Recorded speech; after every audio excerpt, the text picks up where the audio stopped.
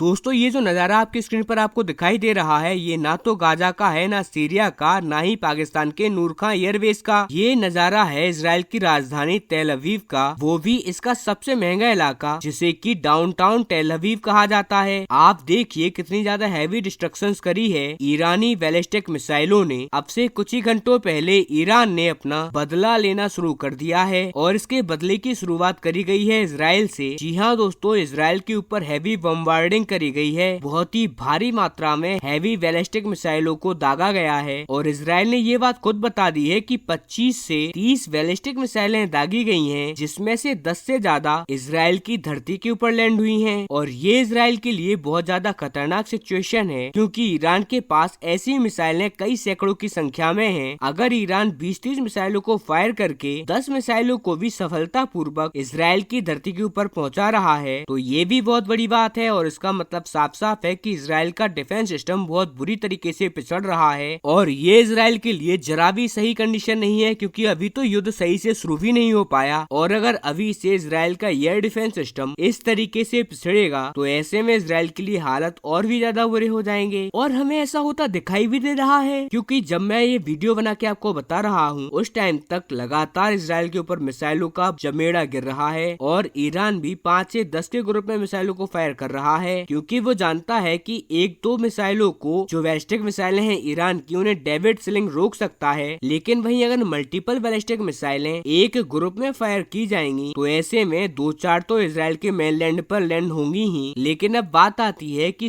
कल सुबह अटैक तो इजराइल ने किया था तो ईरान क्यों? अगर अटैक करना ही है ईरान को तो वो अमेरिका के ऊपर हिम्मत जुटाकर अटैक क्यों नहीं करते? इजराइल पर क्यों वो अटैक कर रहा है? तो मैं आपको बता दूं कि ये बहुत ज्यादा मुश्किल है। कल सुबह से अब तक इतना टाइम बीत चुका है अमेरिकी हमलों को लेकर और जब मैं ये वीडियो बना रहा हूँ अब तक भी ईरान में बैठकों का दौर जारी है। लिटरली ईरान डिसाइड ही नहीं कर पा रहा कि आखिरकार वो अमेरिका के खिलाफ कार्रवाई करे तो करे क्या। एक जो उसके पास जो तुर्का इक्का है वो है स्ट्रेट ऑफ हॉर्मुज को ब्लॉक करने का। आप जरा आपकी स्क्रीन पर देखिए, ये सबसे बड़ा तुर्का इक्का है ईरान का। अगर ये स्ट्रेट ऑफ हॉर्मुज को ब्लॉक कर देता है तो पूरी दुनिया कच्चे तेल के लिए तरस जाएगी क्योंकि इससे पूरे यूरोप की हालत खराब हो जाएगी और इसे बंद करने का विचार वो कर भी रहा है। आपने भारतीय मीडिया के अंदर खूब ये खबर भी सुन रखी होगी कि ईरान की पार्लियामेंट ने अप्रूव कर दिया है। तो मैं आपको बता दूं कि ये पूरी एक फेक न्यूज है। भारतीय मीडिया जो आपको बताती है उसमें से आप 50% ऐसी खबरें मान के चल सकते हो जो कि झूठी हैं क्योंकि ईरान ने अभी तक, जब तक मैं ये वीडियो बना रहा हूँ, अभी तक कोई भी ऐसी पार्लियामेंट्री अप्रूवल नहीं दी है अपनी किसी भी डिफेंस फोर्सेस को। नो डाउट वहाँ के जो एमपीज हैं वो बयान जरूर दे रहे हैं कि हम रेडी हैं, हम अपनी सिक्योरिटीज फोर्स पर ये छोड़ते हैं आप कि ये फरमूज बंद करें या नहीं। इसके अलावा ईरान के जो सुप्रीम लीडर हैं उनकी तरफ से भी ऐसा कोई कंफर्मेशन नहीं आया है। आपको एक छोटी सी बात ये भी बता दूं, ये एक छोटी सी सलाह है जो कि इस वीडियो से ज्यादा कनेक्टेड तो नहीं है लेकिन फिर भी मैं आपको दे देता हूँ। अगर आप एंटरटेनमेंट पर्पज से या फिर मजे के लिए इंडियन न्यूज चैनल देख रहे हैं तो वेल इनफ है, लेकिन सीरियस न्यूज के लिए या नॉलेज के लिए आप इसे ना देखे तो और भी बेहतर होगा। खैर, अगर हम बात करते हैं स्ट्रेट ऑफ हॉर्मुज की तो यहाँ पर ईरान फंसा इसीलिए है और निर्णय इसीलिए नहीं ले पा रहा कि वो यूरोप का कच्चा तेल तो बंद कर ही देगा, साथ ही दो ऐसे देश जो कि उसके बहुत करीबी हैं जैसे कि चाइना और भारत, इनका कच्चा तेल भी बंद हो जाएगा। हालांकि आप कहेंगे कि चलो चीन तो समझ आता है, भारत आखिरकार कैसे क्लोज हुआ ईरान का? तो अगर आप ऐसा सोचते हैं तो आप जानकर हैरान हो जाओगे। असल में भारत बहुत ज्यादा क्लोज है ईरान के पॉलिटिक्स और वर्तमान रिजीम के। और उदाहरण के लिए आप आपके स्क्रीन पर देखिए, ईरान के राष्ट्रपति ने इस अटैक के जस्ट बाद पीएम मोदी से बात करी है और इस पूरे अटैक की ब्रीफ डिटेल दी है कि आखिरकार कैसे अमेरिका के द्वारा हम पर अटैक किया गया और अमेरिका कैसे इंटरनेशनल लॉज को वायलेट कर रहा है। और ये कितनी बड़ी बात है, तो दरअसल ऐसे ही फोन कॉल उन्होंने बहुत चुनिंदा लोगों को किए हैं जैसे कि राष्ट्रपति पुतिन को और चीन के राष्ट्रपति शी जिनपिंग को। अब आप इसी से अंदाजा लगा लीजिए कि ईरान के लिए भारत कितना इम्पोर्टेंट है और भारत के लिए ईरान कितना इम्पोर्टेंट होगा। खासकर की मिडिल ईस्ट में भारत की जो भी नीतियां हैं उसके लिए ईरान एक केंद्र की तरह काम करता है। इसी वजह से भारत इस पूरे मैटर को बहुत क्लोजली ऑब्जर्व कर रहा है। खैर, ईरान इसीलिए फंसा हुआ है कि अगर उसने स्ट्रेट ऑफ हॉर्मुज को ब्लॉक कर दिया और दुनिया भर का कच्चा तेल लूट लिया तो उस पर यूरोप और अमेरिका का